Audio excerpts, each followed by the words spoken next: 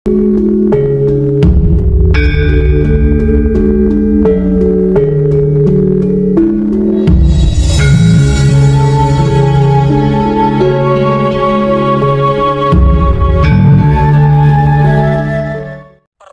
sakral dari seorang kadang kepada saya tentang laku murni menuju suci.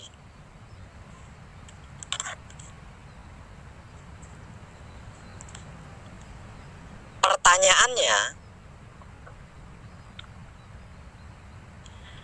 Pak Web, saya sudah mengenal wahyu panca gaib dan wahyu pancalaku itu apa dan bagaimana. Namun karena saya belum mencapai klimaknya, jadi masih ada pertanyaan dalam benak saya. Pertanyaannya, apa mungkin seorang Putra Romo melakukan ketidakbaikan kepada sesama makhluk hidup, seperti merusak rumah tangga sesama kadang atau orang lain misalnya? Soalnya saya pernah bertemu dengan seorang Putra Romo yang menyukai istri Putra Romo lainnya, Pak Web.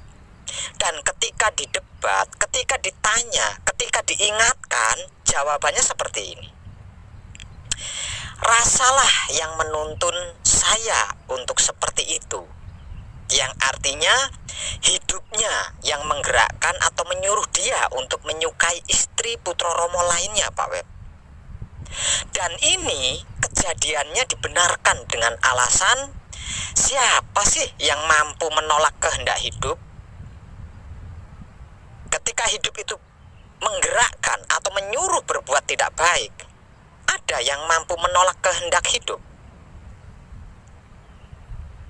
Alasan dan jawabannya seperti itu, Pak. Mohon petuahnya. Dan jawaban saya, keburukan itu memang ada. Karena pendamping kebaikan itu adalah keburukan.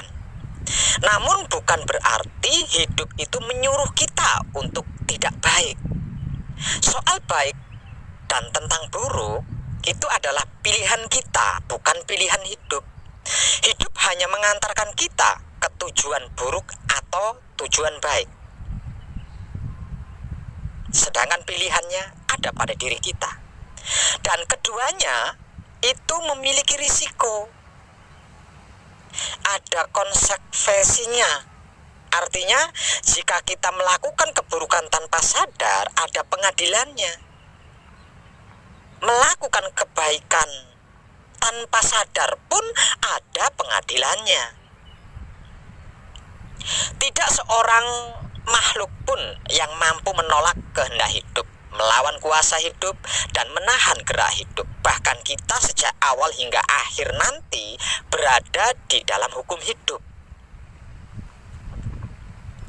Namun sekali lagi saya jelaskan, walau begitu bukan berarti hidup memerintahkan atau menyuruh kita untuk melakukan perbuatan buruk. Agar supaya lebih mudah untuk dicerna, saya beri penggambaran seperti ini.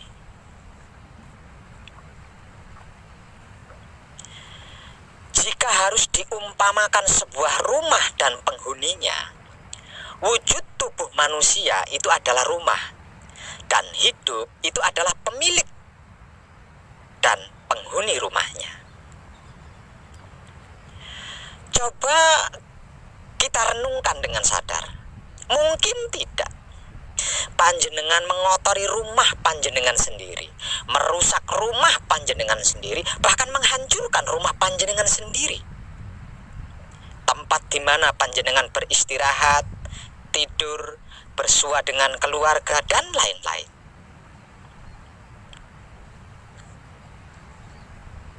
Sepertinya tidak mungkin, bukan? Yang ada juga malah dibersihkan, dirawat, bahkan diperindah, dipercantik Walaupun hanya setahun sekali tiap hari raya Idul Fitri misalnya, pasti dijaga, dibersihkan, dirawat, bahkan diperindah atau dipercantik.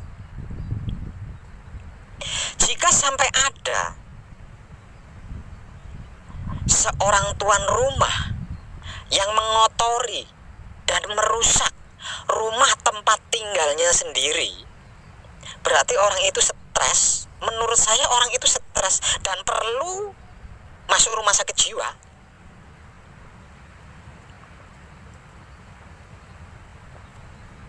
Masa iya hidup itu stres sehingga dia mempermalukan dan menghinakan tubuh tempat tinggalnya sendiri?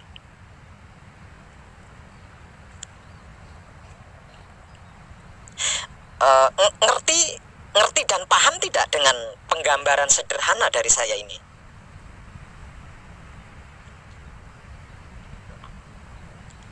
Pertanyaan kedua, Pak Web, saya sudah mengenal wahyu pancagaib dan wahyu pancalaku itu apa dan bagaimana. Namun karena saya belum mencapai klimaknya, jadi masih ada pertanyaan dalam benak saya.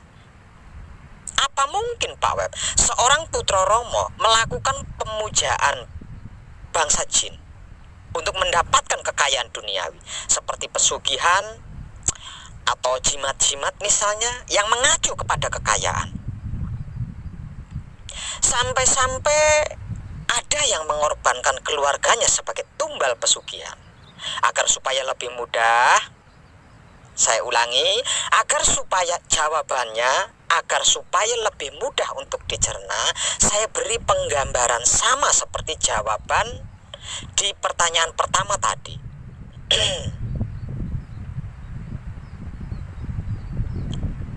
Jikalau harus diumpamakan sebuah rumah dan penghuninya, wujud tubuh manusia itu adalah rumah, dan hidup itu adalah pemilik dan penghuni rumahnya. Coba panjenengan renungkan dengan sadar. Mungkin tidak panjenengan mengotori rumah panjenengan sendiri, merusak rumah panjenengan sendiri, dan menghancurkan rumah panjenengan sendiri. Tempat di mana panjenengan beristirahat, tidur, bersua dengan keluarga, dan lain-lain. Sepertinya tidak mungkin, bukan? Yang ada juga malah dibersihkan, dirawat, bahkan diperindah dan dipercantik, walaupun hanya setahun sekali tiap hari raya Idul Fitri. Jika sampai ada seorang tuan rumah yang mengotori dan merusak rumah tempat tinggalnya sendiri, berarti orang itu stres dan perlu masuk rumah sakit jiwa. Lalu, masa iya hidup itu stres sehingga dia menjerumuskan tubuh tempat tinggalnya sendiri?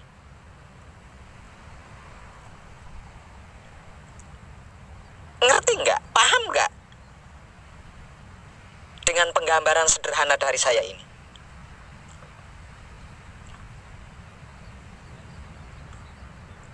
Pertanyaan ketiga, Pak Web, saya sudah mengenal wahyu pancagaib dan wahyu pancalaku itu apa dan bagaimana. Namun karena saya belum mencapai klimaknya, jadi masih ada pertanyaan dalam benak saya. Pertanyaannya, apa mungkin Pak Web, seorang putra Romo melakukan perbuatan atau melakukan hal-hal yang tidak baik?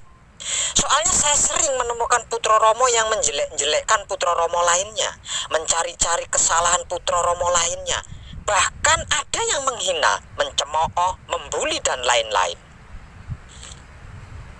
Sampai-sampai ada juga Pak Web yang mengadu domba putra Romo A dan putra Romo B, C dan D lainnya.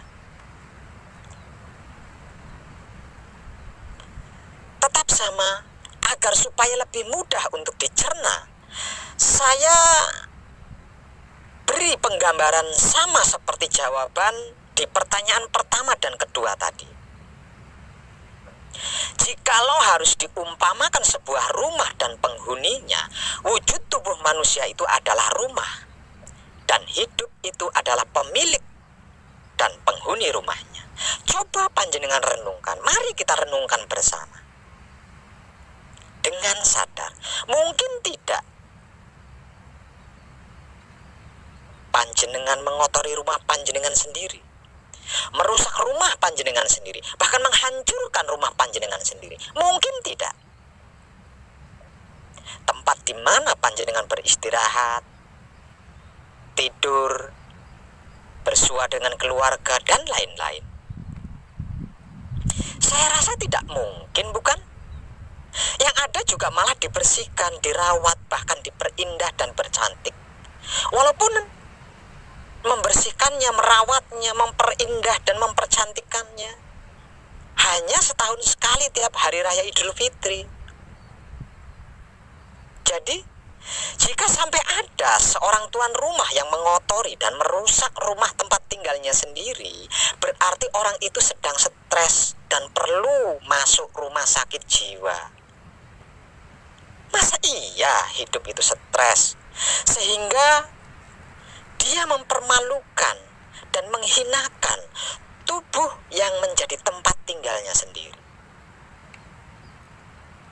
Panjenengan mengerti dan paham tidak dengan penggambaran sederhana dari saya ini? Pertanyaan keempat,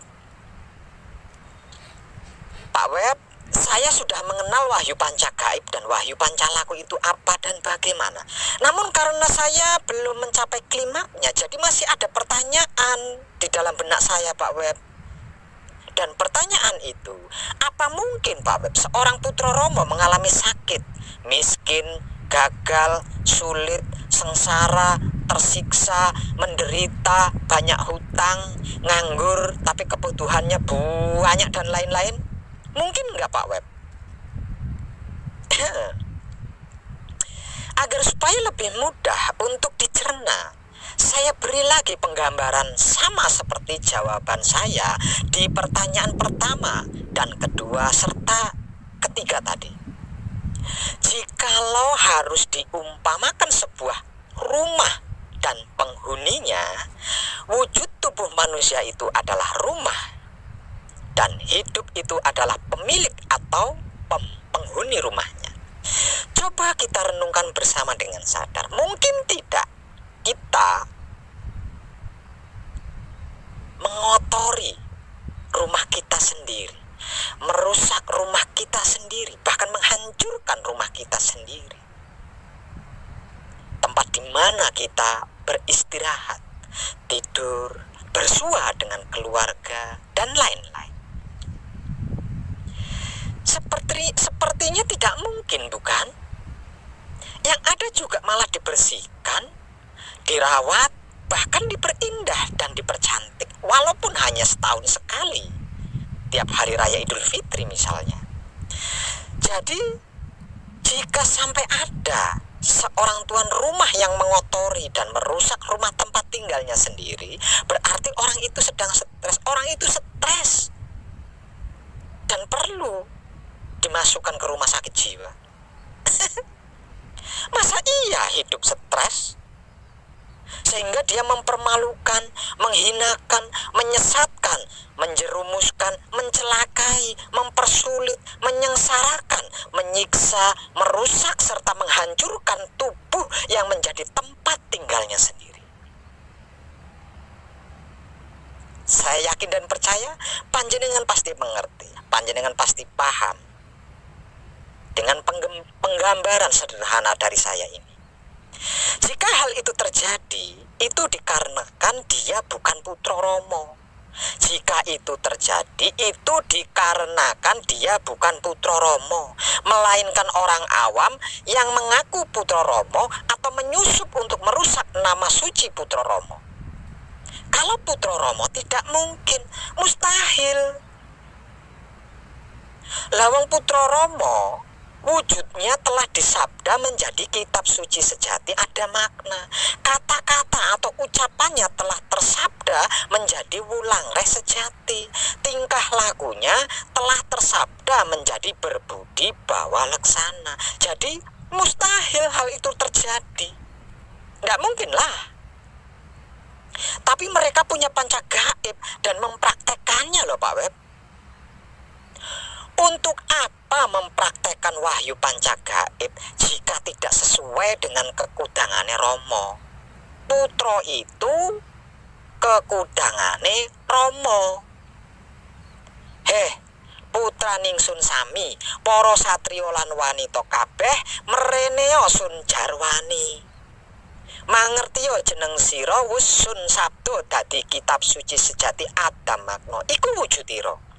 Wulangreh sejati dadi uninira, berbudi bawa laksana kadya lakunira. Pratandha jeneng sira putra ningsun. Apakah kitab suci sejati ada makna itu merusak? Apakah wulangreh sejati itu menyesatkan? Apakah berbudi bawa laksana itu keburukan? Moga panjenengan tercerahkan. Salam setuhan penuh cinta kasih sayang dari dalam lubuk hati saya, Wong Edan Bagu yang paling dalam. Selamat, selamat, selamat. Rahayu, rahayu, rahayu. Damai, damai, damai, tentram. Saya Wong Edan Bagu ngaturaken sugeng rahayu lir ing sambikala amanggih yuwana pinayungan mring ingkang maha suci Basuki Yuwono teguh rahayu selamat. Berkah selalu untuk semuanya tanpa terkecuali, terutama para sedulur, khususnya para kadang konto dan kanti anom saya yang senantiasa direstui yang dat maha suci hidup. Om Santi Santi Santi Om. Wassalamualaikum warahmatullahi wabarakatuh. Terima kasih, terima kasih, terima kasih. Salam kebajikan. And I love you full.